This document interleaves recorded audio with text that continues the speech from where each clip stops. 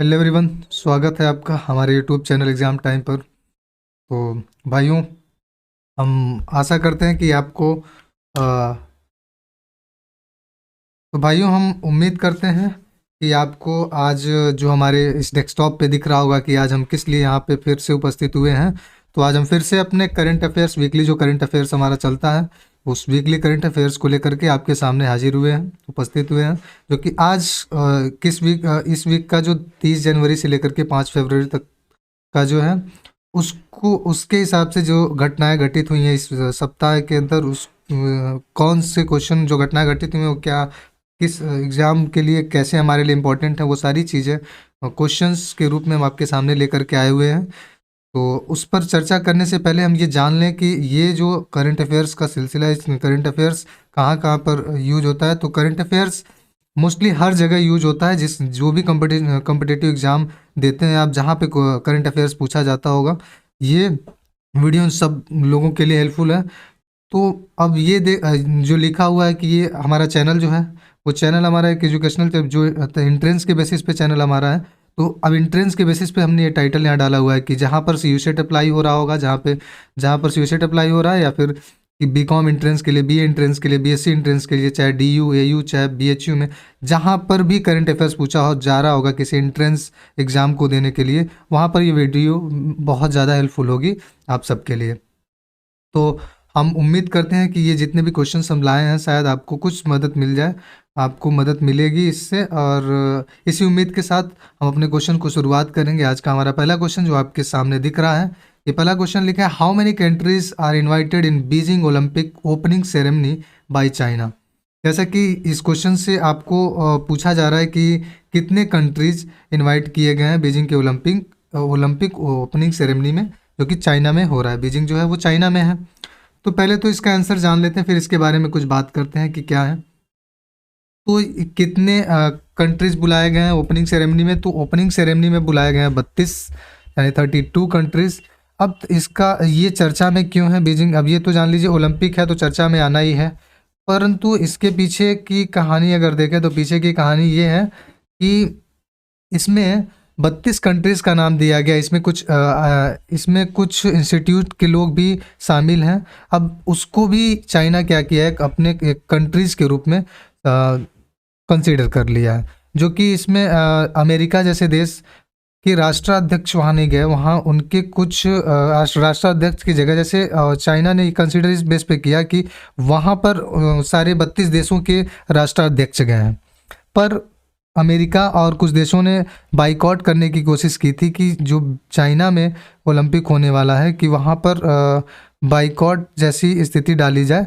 तो वहाँ ये क्यों डाली गई बाइकॉट वाली स्थिति, क्योंकि ये चाइना एक तरह से ये इशू माना जाता है, मानते हैं लोग कि कोविड का जो था, कोविड भी चाइना का देन। इस तरह से कई सारी इसकी एक्टिविटीज़ की वजह से अमेरिका ने इसका बाइकआउट करने की कोशिश किया था। पर यह है कि बाइकआउट करने में भी सफल, अगर एक तरह से देखा जाए तो सफल है, क्योंकि वो अपने राष्ट्राध्यक्ष को ना भेज करके वहाँ किसी अपने एक मेंबर को भेजा हुआ है, क्योंकि ये इस तरह। पर पूछा क्वेश्चन कितने कंट्रीज़ में, तो वो आप जानिए 32। अब ये आपने देखा कि ये दौर मतलब ये टाइम कैसा चल रहा है, तो ये टाइम चल रहा है शीतकालीन, यानी कि विंटर चल रहा है। तो विंटर सीजन का जो ओलंपिक गेम है वो हो रहा है चाइना में कहाँ पर, बीजिंग में। तो बीजिंग में हो रहा है। तो ये कब से कब शुरू होगा, तो ये 4 फरवरी से लेकर के 4 फरवरी से लेकर के फेब से लेकर के कब तक चलने वाला है, तो ये चलने वाला है 20 फेब तक चलने वाला है, आयोजित होगा। 4 फरवरी से लेकर 20 फरवरी तक चलने वाला है ये हमारा ये बीजिंग ओलंपिक। और दूसरी चीज़ देखें तो इसमें कितने देश, यानी 32 देश के राष्ट्राध्यक्ष इसमें शामिल हुए। और ये खेल कहाँ पे खेला जाता है, तो जाहिर सी बात है कि ये खेल अगर विंटर में हो रहा है तो ये खेल खेला जाएगा बर्फ़ के ऊपर ये खेल खेले जाते हैं। इसमें कौन कौन से देश शामिल हैं, तो वो सेंट्रल एशिया के देश, गल्फ़ कंट्रीज़, पाकिस्तान, रशिया, ये सारे जो कंट्रीज़ है ये इसमें शामिल हैं। जो 32 कंट्रीज़ का नेम हम बता रहे हैं, तो सेंट्रल एशिया के कुछ देश हो गए, गल्फ़ के हो गए, इसके बाद पाकिस्तान, रशिया और भी जो है कंट्रीज़ वो शामिल हैं। तो इसका इस तरह से हमने एनालिसिस दिया। अब चलते हैं अगले क्वेश्चन की तरफ। अगला क्वेश्चन क्या है, Shaheed Diwas is observed every year on which day in the memory of Mahatma Gandhi. किस दिन को हर साल, मतलब किस दिन को शहीद दिवस के रूप में ऑब्जर्व किया जाता है? तो महात्मा गांधी के याद में शहीद दिवस को ऑब्जर्व किया जाता है। अब डेट पूछा है किस डेट को, तो किस डेट को ऑब्जर्व किया जाता है शहीद दिवस? तो ये है 30 जनवरी को शहीद दिवस ऑब्जर्व किया जाता है। और क्यों जो 30 जनवरी 1948 क्यों यूज किया जाता है? जो कि 30 जनवरी 1948 में नाथूराम गोडसे के द्वारा किसकी हत्या कर दी गई थी? महात्मा गांधी जी की हत्या कर दी गई थी, उन्हीं की याद में शहीद दिवस को ऑब्जर्व, शहीद दिवस को सेलिब्रेट किया जाता है। तो किसने मारा था? नाथूराम गोडसे। कब मारा था? 30 जनवरी 1948 को। तो इस तरह से ये 30 जनवरी को ये शहीद दिवस मनाया गया। अब अगले क्वेश्चन पे चलते हैं। अगला क्वेश्चन क्या है हमारा, India's largest electric vehicle charging station with capacity 100 charging points of 4 wheelers was opened at where. India का सबसे बड़ा इलेक्ट्रिक व्हीकल स्टेशन कहाँ पर ओपन हुआ है? जहाँ पे 100 चार्जिंग पॉइंट्स, यानी चार्जिंग पॉइंट का मतलब क्या है कि आपको जैसे रास्ते में पेट्रोल पंप दिखता है, गाड़ी जब जाते हैं लेकर के आप गुजरते हैं तो रास्ते में पेट्रोल पंप दिखाई देता है, वैसे ही charging electric vehicle charging station बनाए गए हैं जो अभी दिल्ली में जो चल रहा है स्कीम, उस स्कीम के तहत चार्जिंग स्टेशन बनाए जा रहे हैं। पर कहाँ इंडिया का सबसे बड़ा कहाँ पे बनाया गया है? तो वो बनाया गया गुरुग्राम में। गुरुग्राम में इंडिया का सबसे बड़ा, मतलब अभी तक का, मतलब इसके बाद अगर बनेगा तो वो सबसे बड़ा हो जाएगा, पर अभी तक का गुरुग्राम में। और ये काम क्या करेगा कि आप अपनी गाड़ी लेकर के जाएंगे, वहाँ पे आप जैसे पेट्रोल पंप पे पेट्रोल डलवाते हैं वैसे आप उस चार्जिंग पॉइंट पर आप अपनी गाड़ी को चार्ज करेंगे। तो ये 4 व्हीलर्स के लिए ओपन हुआ है, कहाँ पे? गुरुग्राम में। बढ़ते हैं नेक्स्ट क्वेश्चन की तरफ। Himachal Pradesh statehood day is observe on which day? Himachal Pradesh का स्टेटहुड मतलब कि हिमाचल प्रदेश की स्थापना एक तरह से देखा जाए तो कब ऑब्जर्व किया जाता है, कब मनाया जाता है वो? तो ये है 25 जनवरी को हिमाचल प्रदेश का मनाया जाता है स्टेटहुड डे। एक चीज़ इसमें पिछले वाले क्वेश्चन में देखिए थर्ड में, अब ये किसके द्वारा बनाया गया है तो ये भी पूछ ले। तो इसका है अलग टेरिफाई, मतलब कि अलग टेरिफाई करके जो कंपनी है वो इसको बनाई है, उसके द्वारा ये काम किया गया, ये कंपनी बनाई है। ठीक है, इतना याद रखिएगा ये। फिर बढ़ते हैं अगले क्वेश्चन की तरफ। India has been ranked at which place for cross country travel and index 100। 118 question क्या पूछ रहा है? क्वेश्चन पूछ रहा है कि 118 कंट्रीज की एक इंडेक्स निकाली गई कि क्रॉस कंट्री का मतलब कि ये है कि क्रॉस कंट्री का मतलब ये है कि किस देश में लोग आसानी से मतलब रहना ज़्यादा पसंद करते हैं, कि एक दूसरे से छोड़ के, एक देश को छोड़ के दूसरे देश में जा करके रहना बहुत ज़्यादा पसंद करते हैं। तो 118 कंट्रीज़ का इंडेक्स, 118 कंट्रीज उसमें शामिल थी, उसमें भारत का कौन सा रैंक रहा क्रॉस कंट्री इंडेक्स में, ट्रेवल इंडेक्स में? तो वो आपका रहा कौन, कितना? 10th नंबर पे, यानी टॉप 10 में हमारा भारत भी रहा है, जो ये क्रॉस कंट्री ट्रेवल इंडेक्स में 10th नंबर पे टॉप किया है। तो क्रॉस कंट्री ट्रेवल इंडेक्स का मतलब हमने आपको बताया कि जहाँ पर लोग जाकर रहना पसंद करते हैं, अपना अपने क्रॉस कंट्री मतलब एक देश, अपने देश को छोड़ के उस देश में जाके रहना पसंद कर रहे हैं, उस इंडेक्स में भारत ने एक 10वां स्थान प्राप्त किया है। अब बढ़ते हैं नेक्स्ट क्वेश्चन की तरफ, और इसमें कुछ फैक्ट देख लें। हिमाचल प्रदेश में स्टेटहुड ये तो 25 जनवरी को, चौथे वाले क्वेश्चन में इसमें देख लीजिए इसका कुछ और, मतलब ये कब बना था, कब हिमाचल प्रदेश कब बना था, ये इंडिया में कब शामिल हुआ था, ये मतलब कब हुआ? तो ये 25 जनवरी 1971 की इसकी एक कहानी है। इस हिमाचल प्रदेश को भारत में शामिल होने की एक बहुत बड़ी कहानी है। कभी मौका मिलेगा तो हम एक छोटा सा सीरीज टाइप का लेकर के आएंगे, इसकी कहानी को आपको सुनाएंगे हम। जो राजा हरि थे उनके क्या उनका रोल था हिमाचल प्रदेश को इंडिया में ऐड करने का, ये कभी सुनाएंगे हम आपको। पर इतना जानिए कब शामिल हुआ, तो 25 जनवरी 1971 को। अब इसके स्टेट एनिमल को देख लीजिए, स्टेट एनिमल कौन है? स्टेट एनिमल इसका ये है स्नो लेपर्ड। स्नो लेपर्ड जो है वो क्या है? इसका स्टेट एनिमल है। अब स्टेट बर्ड की बात कर लें, क्योंकि जिसका अब देखिए ऐसा है ना कि ये स्टेटहुड मनाया गया, तो ये ऐसा थोड़ी है कि आपसे वही डेट उससे रिलेटेड चीज़ें भी पूछ लेगा कि हिमाचल प्रदेश में अगर ये हुआ है तो उसका स्टेट एनिमल क्या है। मतलब अब वो करंट का क्वेश्चन ऐसा ठीक ठीक से थोड़ी उठा है, आपको ये भी पूछ सकता है ना कि हिमाचल प्रदेश अब रिसेंटली घटना में तो था, मतलब करंट में था, तो करंट उससे रिलेटेड क्वेश्चन पूछ लेगा। तो वो आपको लगेगा कि करंट का नहीं है, पर आप अगर अच्छे से पढ़ें ढंग से तो आपको दिखेगा कि हाँ वो भी एक करंट का ही क्वेश्चन था। तो स्टेट बर्ड अगर देखें यहाँ का, तो स्टेट बर्ड की बात हम कर रहे थे, तो स्टेट बर्ड क्या है? स्टेट बर्ड है वेस्टर्न वेस्टर्न ट्रागोपैन। वेस्टर्न ट्रागोपैन इसकी क्या है? ये बर्ड है, इसको लिख ही देते हैं, वेस्टर्न ट्रागोपैन। अब यहाँ के स्टेट फ्लावर की बात करें तो पिंक रोडोड्रॉन करके जो है वो, और हाँ पिंक रोडोड्रॉन जो है वो यहाँ का फ्लावर है, स्टेट फ्लावर। और स्टेट लैंग्वेज की बात करें तो हिंदी है, और यहाँ का जो भाषा है लोकल वो है। चलिए अगला क्वेश्चन देख लेते हैं। State who win record 21st grand slam title. ये किसने जीता है 21st ग्रैंड स्लैम टाइटल को? तो ये जीता है राफेल नडाल ने। और ये तीन जो कंट्रीज हैं उसमें चैंपियनशिप जो बनता है वही ग्रैंड स्लैम टाइटल जीतता है। जो तीन कंट्रीज कौन है? फ्रांस, ऑस्ट्रेलिया, ब्रिटेन जो है, ये इनमें जो चैंपियनशिप रहता है वो इस ग्रैंड स्लैम टाइटल को विन करता है। तो एक 21st ग्रैंड स्लैम टाइटल याद रखिएगा कि राफेल नडाल ने जीता है।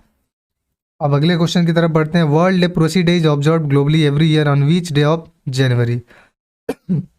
जो वर्ल्ड लेप्रोसी डे, मतलब लेप्रोसी का मतलब ये है कि कुष्ठ यानी कुपोषण जिसको बोलते हैं, वो कुपोषण नहीं कुष्ठ जिसको बोलते हैं, वो डे कब ऑब्जर्व किया जाता है पूरे विश्व स्तर पर हर साल? तो वो जनवरी के कब मनाया जाता है? तो वो मनाया जाता है आपके जनवरी के लास्ट संडे जो होता है, जो भी लास्ट संडे होता है, मतलब एक लास्ट संडे का मतलब ऐसा थोड़ी कोई डेट डिसाइड थोड़ी है। तो वो लास्ट संडे जनवरी का जब भी पड़ेगा, जनवरी मंथ का लास्ट संडे, तब वो क्या मनाया जाता है? World leprosy day globally level पर, पूरे विश्व स्तर पर इसको मनाया जाता है। इसका एम क्या है? इसका एम यही है कि जो लेप्रोसी है उसको कम किया जाए। तो इस बार का अगर थीम देखा जाए तो ये लास्ट संडे इस बार कब था? हमको लग रहा है कि 30 जन को शायद, हाँ 30 जनवरी को ही संडे था। अब इसका थीम जान लिया जाए कि थीम इस बार का क्या था, क्योंकि पेपर में थीम पूछता है। थीम क्या था इस बार का वर्ल्ड लेप्रोसी डे का इस बार? तो ये था United for dignity. United for dignity dignity इस बार का इसका थीम था। अगले क्वेश्चन पे देखें, हुआ recently introduce India's first intelligence messenger pops. मतलब कौन ऐसा इसमें से कौन सा है जो इंडिया का पहला पॉप मैसेंजर इंट्रोड्यूस किया है? तो वो है none other than Paytm. Paytm के ने एक करामात करके दिखाया है। तो चलिए अगला क्वेश्चन देखते हैं। Who has recently a book title fearless governance. कौन एक बुक रिलीज किया है जिसका नाम फियरलेस गवर्नेंस है, उस टाइटल के नाम से? तो ये किरण बेदी जो है, इनके द्वारा रिलीज किया गया कौन सा बुक? फियरलेस गवर्नेंस के नाम से एक पुस्तक का विमोचन किया गया। उस पुस्तक का नाम क्या है? Fearless governance. ठीक है, देखिए वन लाइनर क्वेश्चन है, इसमें हम ज़्यादा एनालिसिस नहीं दे रहे हैं। एनालिसिस वाले क्वेश्चन मुझे भी कराने में बहुत मज़े आते हैं, पर क्वेश्चंस आपका एनालिसिस के बेस पे ज़्यादा, मतलब आपके एंट्रेंस में एनालिसिस पे तो पूछेगा नहीं। तो सिर्फ वन लाइनर क्वेश्चन की तरफ हम पढ़ेंगे। जो क्वेश्चन हमको लगेगा कि थोड़ा, मतलब लगेगा कि इसमें थोड़ा सा और इंट्रोड्यूस कर दें आपके नॉलेज के लिए, तो वो हम कर देंगे। ठीक है, तो इससे ज़रा सा भी আহিत मत होइएगा कि ये बस वन लाइन पढ़ते जा रहे हैं, कराते जा रहे हैं, क्योंकि क्वेश्चन ही वैसा है कि वन लाइनर में इसमें क्या ही कोई बताएगा। अब इसके बारे में बुक का क्वेश्चन था, तो बुक किसने के द्वारा बस ये बता दिए, और किस टाइटल है ये बता दिए। अब वो बुक के बारे में आपसे थोड़ी पूछेगा उसके अंदर क्या है, क्या ऐसा कुछ थोड़ी पूछेगा, बस वो किताब का नाम पूछेगा, किसके द्वारा किया गया, यही सब पूछ सकता है। तो चलिए अगला क्वेश्चन देखते हैं। India's first geological park will be set up in which state. किस स्टेट में, इंडिया के किस स्टेट में जियोलॉजिकल पार्क का सेटअप किया जाने वाला है? तो वो है वो है मध्य प्रदेश। मध्य प्रदेश में जियोलॉजिकल पार्क सेटअप होगा।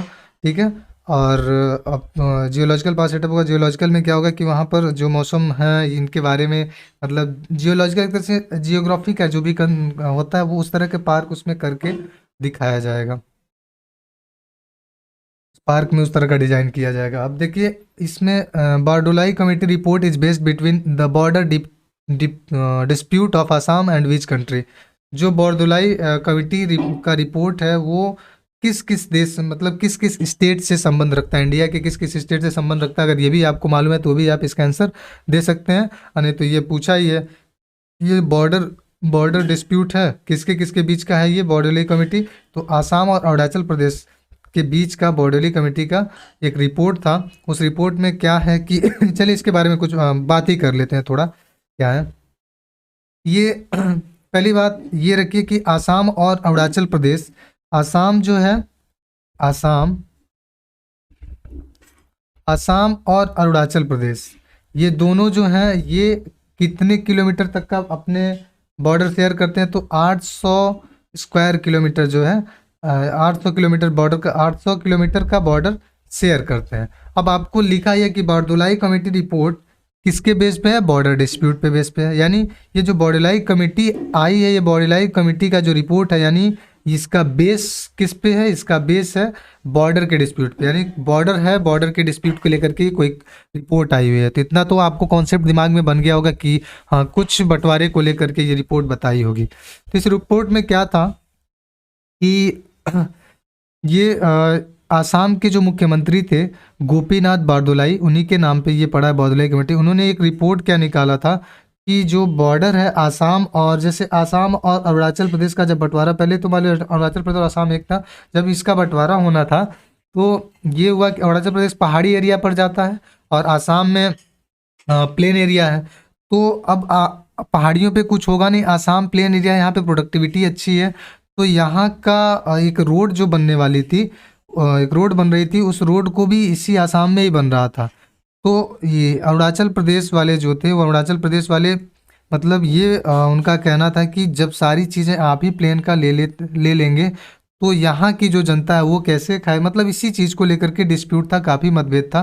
पर जो ये थे गोपीनाथ बारदोली, इनके द्वारा एक कमेटी बिठाई जाती है और वो कमेटी का भी रिपोर्ट यही आता है कि नहीं, ये जो डिवाइड हो रहा है ये प्लेन एरिया आसाम की तरफ जाएगा और ये जो है, और बाकी जो जैसे डिस्प्यूट है वो अरुणाचल प्रदेश। तो इसी बात को लेकर के ये चर्चा में फिर इस वजह से क्यों आया, क्योंकि यहाँ पे एक रोड बन रही है जिसको लेकर के डिस्प्यूट मचा हुआ है। अब इसके बारे में कुछ और फैक्ट देख लें। यहाँ पे 1915 में इसी कमेटी के द्वारा जब ये कमेटी बनाई गई तो 1915 में एक नॉर्थ ईस्ट फ्रंटियर ट्रैक्ट बनाया गया। नॉर्थ ईयर यानी नॉर्थ ईस्ट फ्रंटियर ट्रैक बनाया गया, इसका गठन हुआ। फिर इसी को बाद में क्या किया गया, इसका वर्क भी हम बताएंगे आपको, पर किसी और लेक्चर में किसी और दिन बात करेंगे, क्योंकि वीडियो ज़्यादा लंबा हो जाएगा, आपको शायद बोरिंग लगने लगे कि इतनी लंबी छोटे से फैक्ट के लिए इतना करना है। तो आपको हम अगले वीडियो में एनालिसिस छोटा छोटा पैसा काम करेंगे, सीरीज आपको हम देने की कोशिश करेंगे।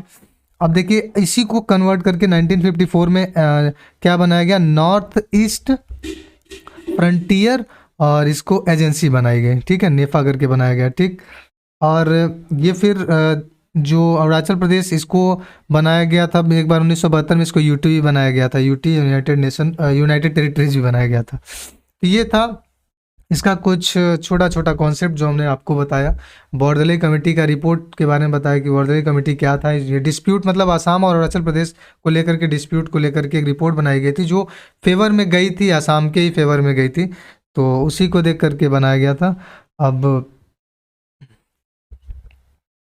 क्योंकि इसमें एक बालीपारा और सांदिया करके एक हिल्स थे, जब बंटवारा हो रहा था बालीपारा और सांदिया, क्योंकि यहाँ से रिवर शायद निकल रही थी, वो रिवर को बंटवारा लेकर के ये रिपोर्ट मतलब जो कमेटी बनाई गई थी इसी को लेकर के, क्योंकि 3600 स्क्वायर किलोमीटर के एरिया अप्रॉक्स आसाम को, मतलब अगर जिसको भी बंटता या तो अरुणाचल प्रदेश में जाता या तो आसाम को, तो पर ये कमेटी ने डिसाइड कर दिया था कि आसाम को ही ये जो क्या है बालीपारा और सांदिया जो फुट हिल्स है, ये फुट हिल्स आसाम में ही दिया जाएगा। इसी बात को लेकर के अरुणाचल प्रदेश के लोग काफ़ी ज़्यादा मतलब डिस्प्यूट, एक नाराज़गी जाहिर करते हैं। तो इस वजह से ये चर्चा में आया। तो फिर से चलते हैं अगले क्वेश्चन की तरफ। Who has recently won the world games athlete of the year award 2021?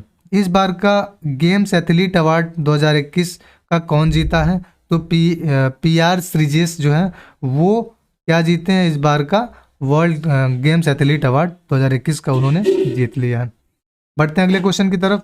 Where is the sputik gaster festival 2022 celebrated? तो ये तो अब सर्दियों का सीज़न है, तो सर्दियों के सीज़न में कोई भी फेस्टिवल शुरू हो रहा है तो वो अधिकतर लद्दाख में लद्दाख का ही है ये फेस्टिवल। पर हम बात करते हैं विंटर का जो अभी चल रहा है, तो विंटर अधिकतर आप देखेंगे तो नॉर्थ इंडिया जो है उधर विंटर के सीज़न में कई सारे फेस्टिवल चल रहे हैं, तो उन पे आप एक बार अपना ध्यान जो है उस फेस्टिवल की तरफ ले जाइए, क्या फेस्टिवल वहाँ पे मनाया जा रहा है उनको याद रखने की कोशिश करिएगा। तो लद्दाख में क्या मनाया जा रहा है? लद्दाख में स्पुतिक गैस्टर फेस्टिवल सेलिब्रेट किया जा रहा है वो लद्दाख में। अब ये कब सेलिब्रेशन का हुआ? तो 30 से 31 जनवरी के तक ये सेलिब्रेशन हुआ। ठीक है। अब Indian coast guard has celebrated which of its raising date 2022? तो ये 1 फरवरी को इंडियन कोस्ट गार्ड का celebration, Indian coast guard day कब मनाया जाता है? तो 1 फरवरी को मनाया जाता है। 1 फरवरी को क्या मनाया जाता है? Indian coast guard day. अब ये कौन सा संस्करण था इसका? तो कौन सा संस्करण? ये 46 नंबर का जो है वो संस्करण कोस्ट गार्ड का था इस बार जो सेलिब्रेट किया गया। अब इसके डायरेक्टर जनरल कौन है, DG कौन है डायरेक्टर जनरल? तो वीरेंद्र सिंह पठानिया करके जो है, वीरेंद्र सिंह पठानिया, वीरेंद्र सिंह पठानिया क्या है इसके DG हैं। ठीक है।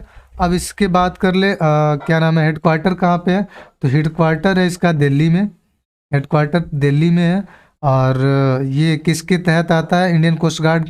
तो ये आता है मिनिस्ट्री ऑफ डिफेंस के, मिनिस्ट्री ऑफ डिफेंस के अंदर आता है। दिल्ली में इसका हेडक्वार्टर है। और भी इसके बारे में मोटो क्या है इसका? तो इसका मोटो है वयम रक्षाम, वयम रक्षाम करके इसका मोटो है, वयम रक्षाम, वयम RAKSMAH, वयम रक्षाम। तो ये कुछ इसके रिलेटेड कॉन्सेप्ट थे जो आपको हमने बता दिए, जो एग्जाम में पूछे। इसके मोटो पूछे जाते हैं, इंडियन कोस्ट गार्ड के एग्जाम हुए थे उसमें भी मोटो इसके पूछे गए थे कि वह इसके मोटो क्या है। हेडक्वार्टर भी पूछ लिया जाता है, DG कौन है। तो ये सारी चीज़ें हमने बता दी आपको। बढ़ते हैं अगले क्वेश्चन की तरफ। Which franchisees has recently become India's first unicorn sport enterprises? ये एक शब्द आपको दिख रहा होगा, यूनिकॉर्न। पहले तो इसका आंसर जान लेते हैं, फिर यूनिकॉर्न के बारे में बात करेंगे क्या है। कौन सी ऐसी फ्रेंचाइज इंडिया की पहली कौन सी फ्रेंचाइज स्पोर्ट्स इंटरप्राइजेज है जो यूनिकॉर्न बनी है? तो वो है चेन्नई सुपर किंग। जो IPL की चेन्नई सुपर किंग हमारी टीम है, वो टीम यूनिकॉर्न बनी है। यूनिकॉर्न का मतलब बिलियनियर्स जो होते हैं वो मतलब वो बिलियनियर्स यानी वो 1 बिलियन का आंकड़ा, 1 बिलियन का टच करने वाला है। इस वजह से उसको उस जो भी इंटरप्राइजेज, अगर कोई भी इंटरप्राइजेज हो, अगर वो 1 बिलियन का आंकड़ा टच करने वाली हो तो उसको यूनिकॉर्न बोलते हैं। तो यूनिकॉर्न का मतलब आपको समझ में आ गया कि क्या है। तो ये चेन्नई सुपर किंग का जो वर्थ है वो 1 बिलियन का होने वाला है, तो इस वजह से इसको यूनिकॉर्न बोला गया। ठीक है। तो चलिए नेक्स्ट क्वेश्चन की तरफ बढ़ते हैं। नेक्स्ट क्वेश्चन हमारा क्या है कि world wetlands was observed on which day? Wetland क्या होते हैं? वेटलैंड पानी और जब ऐसे जगह जहाँ पे पानी और ज़मीन दोनों दिख रहे हों, पानी के बीच में ज़मीन, फिर पानी, फिर ज़मीन, इस तरह की जगह को हम वेटलैंड बोलते हैं। तो ये कब मनाया जाता है? तो ये मनाया जाता है आपका 2 फरवरी को मनाया जाता है वर्ल्ड वेटलैंड डे। इसमें टोटल कितने पूछ लेते हैं, क्वेश्चन एक बार पूछा था कि कितने वेटलैंड हैं पूरे टोटल। तो पूरे टोटल वेटलैंड है अभी तक 49 वेटलैंड इंडिया में। ठीक है। अब हाल ही में कौन बना है उसको देख लीजिएगा आप। हाल ही में किस वेटलैंड को किसको वेटलैंड का दर्जा दिया गया, ये आपका होमवर्क है। अब इसके एक बार देख लीजिए क्योंकि इसका भी क्वेश्चन पूछा था, हमको याद आ रहा है किसी न किसी एग्जाम में पूछा है कि हाल ही में कौन सा वेटलैंड घोषित किया गया इंडिया में। और इसको शुरुआत कब किया गया था? तो शुरुआत किया गया था 1997 में, इसका शुरुआत किया गया था। ठीक है। चलिए नेक्स्ट क्वेश्चन की तरफ बढ़ते हैं। Which organisation has recently commissioned one of the most powerful super computer named Param Pravega in India. किस ऑर्गेनाइजेशन के द्वारा ये कमीशन किया गया कि सबसे ज़्यादा मतलब मोस्ट पावरफुल सुपर कंप्यूटर का नाम परम प्रवेगा किया गया है, तो वो है IISc बेंगलुरु जो है उसके द्वारा इसको लाया गया। चलिए अब अगले क्वेश्चन की तरफ बढ़ते हैं। In which state has the one nation one ration card scheme been enabled recently. किस स्टेट में हाल ही में one nation one ration card का मतलब आपको मालूम होगा। जैसे पहले ऐसे होता था कि आपका एक राशन कार्ड है तो आप सिर्फ अपने ही स्टेट में लेकर के उसको राशन ले सकते थे, पर अब गवर्नमेंट जब से लाई one nation one ration card की स्कीम, तो आप अपने राशन कार्ड से किसी भी स्टेट में जा कर के अनाज, आप जिस स्टेट में रहेंगे उस स्टेट में आप राशन ले सकते हैं। तो हाल ही में किस स्टेट ने one nation one ration card scheme को इनेबल किया अपने स्टेट में, तो वो है छत्तीसगढ़। छत्तीसगढ़ में क्या किया गया, one nation one ration card को लॉन्च कर दिया गया है वहाँ पर भी। अब बढ़ते हैं 19। अब इसमें देखिए जो ये अभी हमने बताया कि one nation one ration card, तो इसके बारे में आप फैक्ट जुटाइएगा कि कब शुरू किया गया था, किसके द्वारा शुरू किया गया था। ये सारे फैक्ट छोटे छोटे आप ढूंढिएगा और उसको अपने तक रखिएगा। जब क्वेश्चन आएंगे तो आप उसमें अपने से उस क्वेश्चन में भी अपना आंसर दे दीजिएगा। तो चलिए next question. The C version of the Rafale fighter jet was recently test fired on. हमने राफेल फाइटर के बारे में चर्चा की थी, और अभी जो इसका आंसर है INS विक्रांत के बारे में हमने चर्चा की थी कि INS विक्रांत अपने उस पर क्या बोलते हैं, अपने ट्रायल पर है, समुद्र में उसको उतार दिया गया, उसके ट्रायल चल रहे हैं। तो उस ट्रायल में ही राफेल जो फाइटर जेट हमारा है उसको उस पर लैंड कराया गया, और मतलब वहाँ पर लैंड कराया गया, तो वो सक्सेसफुली राफेल फाइटर जेट का जो सक्सेसफुली लैंडिंग था वो आसानी से उस पर हो गया। किस पर, INS विक्रांत में, और इसको अगस्त में कमीशन भी कर दिया जाएगा। ठीक है, इसके बारे में हम हमारा जो करंट अफेयर्स का था पहला शायद वीडियो, उसमें हमने इसके बारे में बात की हुई है। चलिए नेक्स्ट क्वेश्चन देखते हैं। Who has been recently nominated for the prestigious Laureus world breakthrough of the year award 2022। ये लॉरेंस वर्क ब्रेक जो अवार्ड है, प्रेस्टिजियस लॉरेंस वर्क अवार्ड जो है, ये किसको नॉमिनेट किया गया, तो ये किया गया नीरज चोपड़ा को 2022 के लिए। नीरज चोपड़ा को एक और अवार्ड दिया गया था, जो अभी हमने पिछला जो हमारा करंट का गया था उसमें भी नीरज चोपड़ा को अवार्ड दिया गया था, तो उसको भी याद रखिएगा कि नीरज चोपड़ा को कौन कौन से अवार्ड दिए गए, क्योंकि ये गोल्ड मेडलिस्ट हैं इस बार के ओलंपिक में, तो इनसे रिलेटेड क्वेश्चंस एग्जाम में पूछ लिए जा सकते हैं। और एक चीज़ और छोटी सी इन्फॉर्मेशन ये है कि आपको इस 1 फरवरी को बजट जो पेश हुआ है, इसके बजट का जो है रिलेटेड कैसे क्वेश्चन आएंगे, इसके बारे में हम लोग छोटा सा वीडियो बनाएंगे, और उस पर बजट का ही होगा, उसको आप देखिएगा, और उससे आपके क्वेश्चन आपके एग्जाम में कैसे क्वेश्चन उस बजट के थ्रू आ सकते हैं उसके बारे में हम बात करेंगे। और एक जो 31 जनवरी को इकोनॉमिक सर्वे जो आई थी कि सरकार, इकोनॉमिक सर्वे होता क्या, वैसे इकोनॉमिक सर्वे का मतलब ये है कि सरकार जो बजट पेश की थी पिछले बार, उस बजट में कितने हद तक वो सार्थक रह पाई थी, वो इकोनॉमिक सर्वे 1 साल का था जो 31 जनवरी को आई थी। तो वो भी आप स्टूडेंट हैं, स्टूडेंट के पॉइंट ऑफ व्यू से इकोनॉमिक सर्वे बहुत ही इंपॉर्टेंट होता है, तो उसको भी आप पढ़िएगा, उसको भी देखिएगा क्या इकोनॉमिक सर्वे में कहाँ सरकार सफल रही, कहाँ असफल रही, कहाँ किन चीज़ों में कितना खर्च धन किया, क्या स्कीम लाई, ये सारी चीज़ें इकोनॉमिक सर्वे में देखिएगा। और जो बजट की बात रही, वो बजट की एक छोटी सी वीडियो आपको दी जाएगी, उसका कुछ ना कुछ कंटेंट आपको दिया जाएगा। ठीक है, अब देखिए अगला क्वेश्चन है। In which place has IUCN designated Aravalli biodiversity park in 2022। तो ये IUCN डेजिनेटेड जो प्लेस बनाया गया अरावली बायोडाइवर्सिटी पार्क, तो ये बनाया गया है गुरुग्राम को IUCN द्वारा मतलब किया गया है कि अरावली बायोडाइवर्सिटी पार्क 2022 का बनाया जाएगा इस जगह पे। कहाँ पे, तो गुरुग्राम में। IUCN क्या है, इसके बारे में भी आप तथ्य जुटाइएगा कि IUCN क्या है, IUCN की स्थापना कभी थी, IUCN क्या बताता है, ये सारी चीज़ें। चलिए आप एक काम करिएगा, हमको इसका आंसर कमेंट में दीजिएगा। इसका आंसर ये आपके लिए है कि इसका आंसर आप हमको कमेंट में बताइएगा कि IUCN क्या काम करता है। ठीक है, तो चलिए next question. Which country has topped as the India's trade partner in 2021। ये क्वेश्चन आपके लिए बहुत इंपॉर्टेंट हो सकता है, बहुत ही ज़्यादा, क्योंकि इंडिया कि ट्रेड पार्टनर 2021 में कौन टॉप पे रहा है, तो वो रहा है अमेरिका, दूसरे नंबर पे रहा है चाइना। तो अमेरिका जो है ये पहले नंबर पे यानी टॉप पे रहा है किसके साथ पार्टनरशिपिंग में, ट्रेड पार्टनर्स में, तो वो इंडिया के साथ अमेरिका ट्रेड पार्टनर्स में नंबर 1 पर रहा है। और हमारा लास्ट क्वेश्चन इस वीक का, world cancer day celebrated globally on which date, तो ये कब सेलिब्रेट किया जाता है, तो ये सेलिब्रेट किया जाता है 4 फरवरी को वर्ल्ड कैंसर डे सेलिब्रेट किया जाता है। तो उम्मीद करते हैं आपको ये सारी चीज़ें जितना हमने बताया आपको हेल्पफुल होगा आपके लिए।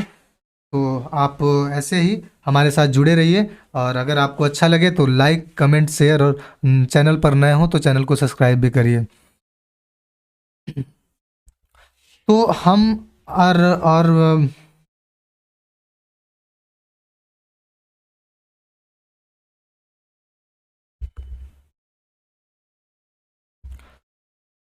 तो इस वीक का हमारा ये इतना सारा क्वेश्चन था जो आपके लिए काफ़ी हेल्पफुल है। और आपको अगर हमारे कोर्स, हमारी बीकॉम एंट्रेंस की कोर्स चल रही है, अगर आपको उसमें इनरोल होना है, हमारे साथ जुड़ना है, जुड़ करके आपको अपनी तैयारी को और हायर लेवल पर ले जाना है, तो आप हमारे साथ जुड़ सकते हैं। अगर उससे रिलेटेड आपको कोई क्वेरी चाहिए तो आप हमारे दिए हुए इस कॉन्टैक्ट नंबर पर कॉन्टैक्ट करके आप कोर्स से रिलेटेड कोई भी क्वेरीज ले सकते हैं। तो चलिए, आप तब तक के लिए हम आपसे होंगे जुदा और मिलेंगे आपसे अगले वीक में फिर इसी कुछ अच्छे क्वेश्चंस के साथ आपके से मिलेंगे। तब तक आप अपना ख्याल, अपने परिवार का ख्याल और स्वस्थ बड़े नोट के साथ अपनी पढ़ाई करते रहिए। Thank you so much.